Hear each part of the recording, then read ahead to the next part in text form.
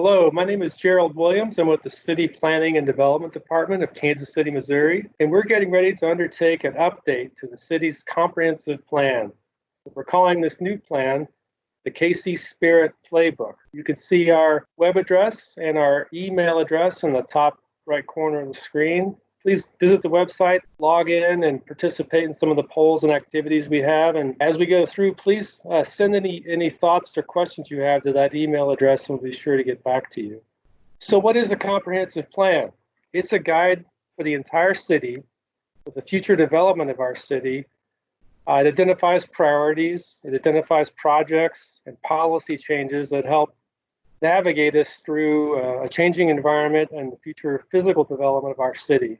So why should you care about this update or about the comprehensive plan in general?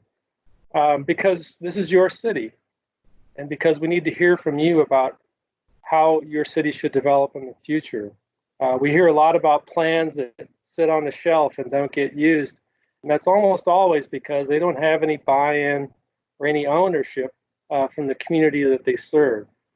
And the way we ensure that we have that is by a robust dialogue with the community to make sure that we're capturing your values, your priorities, your concerns about the city and about how it should develop. So we need to periodically update our comprehensive plan because cities change over time. And we'll show you how Kansas City has changed considerably since our last comprehensive plan was adopted in 1997.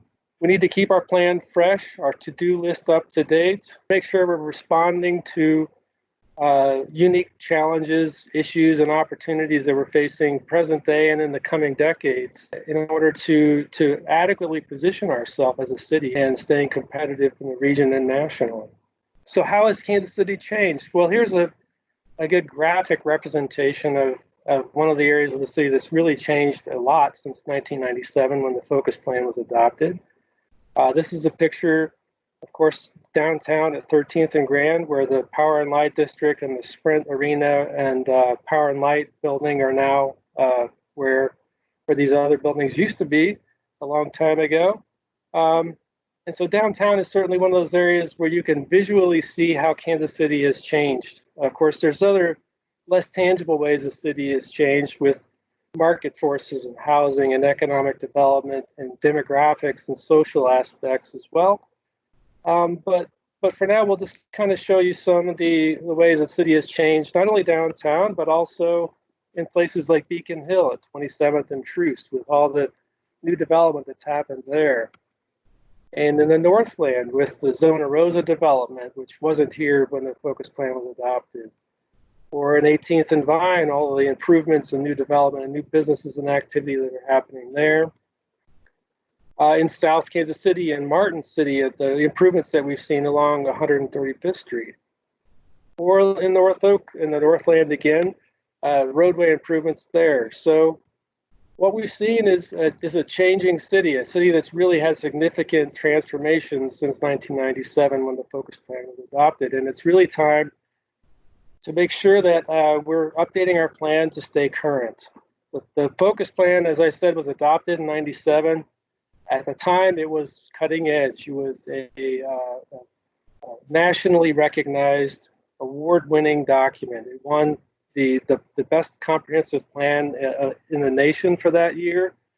And it was really widely regarded as a robust, very comprehensive, strategic document that most cities were trying to emulate at the time. And it did a great job of addressing the needs of our city in 1997. It recognized the issues and the challenges and the opportunities we were facing at that time, and it put together a good roadmap and a good plan for how the city should react to those things and navigate through those things in the coming decades. Well, those decades have come and gone now. And we have all new issues and challenges and opportunities that we need to be planning for as a city. So back in 1997, Focus was really the only citywide plan that dealt with all of these issues in a comprehensive way. And as those of you who are familiar with Focus will know, it's a very long plan as a result. Very comprehensive, though.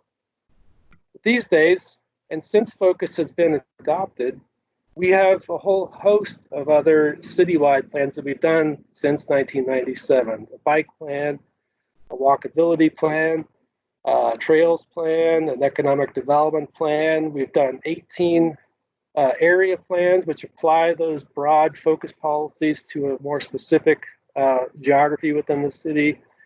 So we've got all these citywide planning documents that do a lot of the things that Focus did at the time as well. So our challenge today is more about integrating all of these different plans and making sure they work together and having our comprehensive plan serve as an umbrella that ties all of these things together in kind of a unifying way.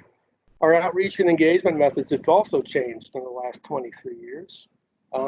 Even in the last few years, they've changed a lot. We used to focus entirely on a in-person public meeting type format, and now we rely much more on a more convenient approach where people can engage with us online in a variety of formats at their leisure when it's convenient for them. And they don't have to be at a certain place at a certain time to do it. So some of the potential topics and potential values that the comprehensive plan will address are things like city development and land use, resiliency, socioeconomic mobility, physical mobility, public realm improvements, sharing economy and the Internet of Things and smart technology in some of our more distressed or historically underdeveloped corridors and neighborhoods. Some of the values that we'd like to, or lenses, if you will, that we'd like to also use during the plan would be considering things like equity, mutual benefit, and gentrification, displacement, and those kinds of lenses. As we develop recommendations in the new plan, everything would run through these filters. And this is just a draft list. We'll be continuing to develop this based on public input throughout the process. So consider this a starting point. Our schedule is going to take us through a couple of years. This is going to be a long process because we're planning a substantial amount of community dialogue and community engagement. We started this process in the winter of 2019, getting ready for the engagement that we're about to do this summer. We'll be spending the next year or two listening and talking, engaging and interacting and collaborating with the community to identify everything from broad goal statements and policies to diving deeper into specific issues that we find are important to the community. And then we anticipate in around the fall of 2022 that we'll have a plan ready for the city to consider for adoption. And then we hope to begin implementation of those recommendations soon thereafter. We really want to focus in our public outreach and engagement efforts to make sure that we're reaching those underrepresented groups, those people who aren't typically involved or typically engaged in a process like this. Those are the ones we would really like to focus on reaching out to during this process. So we'd like to hear about what groups, the youth that you can think of that tend to be least represented or underrepresented in a process like this, and some advice from you all about who we should be reaching out to as we begin our outreach and engagement efforts. So we want to distinguish between outreach and engagement. We're kind of doing a little of both right now, but essentially outreach is about building awareness, making people excited and inspired. We're trying to build awareness right now, but we've also got some engagement opportunities on our website, playbook.kcmo.gov. So please, I encourage everyone to visit that and participate in our questionnaires and our polls and our mapping exercises. It really will help us out. So our outreach and engagement tools, we have things like the city's Nixle alert system for outreach. We have our social media, Twitter and Facebook and other things. So if you aren't following us on Twitter, the City Planning and Development Department, I encourage you to do so to keep current on events and activities that are happening with the comprehensive plan updates. And please also sign up for the city's Nixle alert system. That's a really convenient way for us and for you to be aware of what's happening with the city and specifically with the comprehensive plan.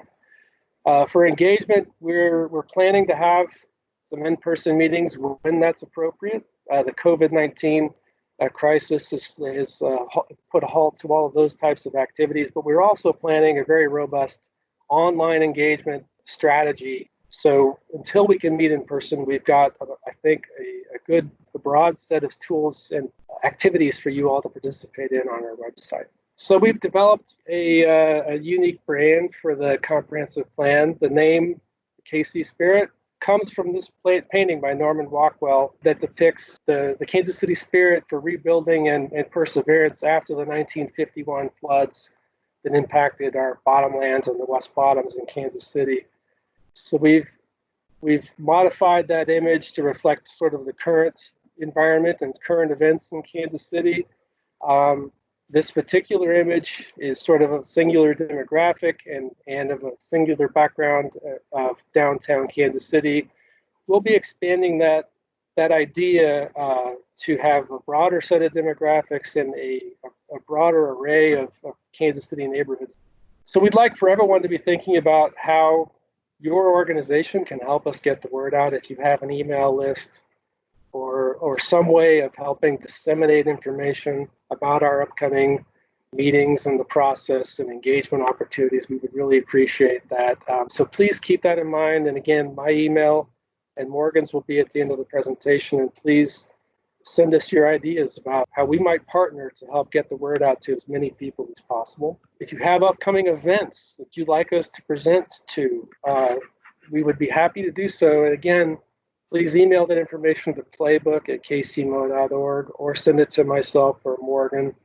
And we'd be happy to come give this same presentation or one very much like it to your neighborhood or your organization and have a conversation with you all about your specific interests and values. If you're watching this video, you may have been to our website already, but go to playbook.kcmo.gov and sign up for email notifications and participate in our engagement opportunities. We've got a data book about Kansas City and how it's changed over the past 20 years, plus a whole host of background information about this project and what a comprehensive plan is, and about the focus plan, which is our current comprehensive plan. Please contact us again with any suggestions about people we should be reaching out to or groups we should be reaching out to, and especially if you have some ideas about events or neighborhood meetings or organization meetings that we should be attending. Thank you very much.